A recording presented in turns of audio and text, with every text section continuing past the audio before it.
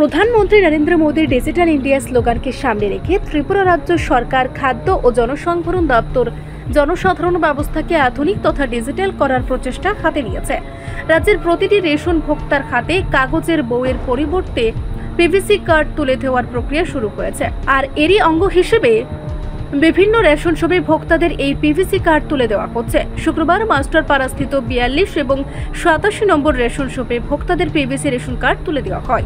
এই কার্ড বিতরণ অনুষ্ঠানে উপস্থিত ছিলেন বরদোয়ালি বিধানসভা কেন্দ্রের মণ্ডল সভাপতি শ্যামল দেব সহ বিজেপির অন্যান্য নেতৃত্বরা।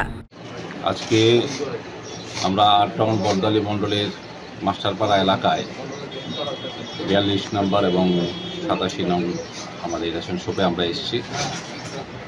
আমরা প্রতি ইয়েতেই দেখতে পাচ্ছি যে আমাদের মাননীয় প্রধানমন্ত্রী নরেন্দ্র মোদী এই ডিজিটাল ইন্ডিয়ার উনি প্রয়াস করছেন।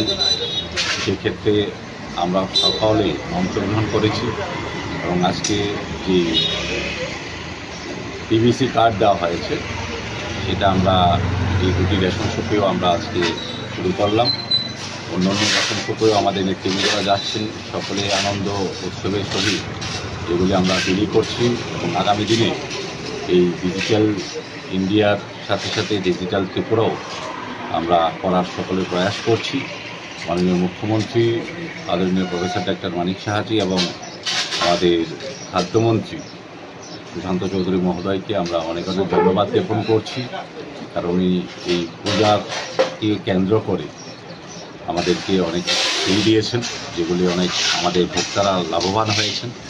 এখানেও স্থানীয়দের ভিতরে আমাদের সাথে রয়েছেন আমাদের রেশন ডিলারের যিনি মালিক, ওনারা রয়েছেন আমাদের ডিস্ট্রিক্টের নেতৃবৃন্দ রাহুল শাহ মহোদয়, রয়েছেন আমাদের তিনজন আমাদের বুথ সভাপতি এবং এখানে রয়েছেন আমাদের ভোক্তারা। সকলকে আমি অনেক অনেক শুভেচ্ছা জ্ঞাপন করছি আগাম দীপাবলির, এবং সবাই যেন ভালো থাকে, সুস্থ থাকে, তাই কামনা করছি। ধন্যবাদ। রিপোর্ট সংবাদ প্রতীক্ষা।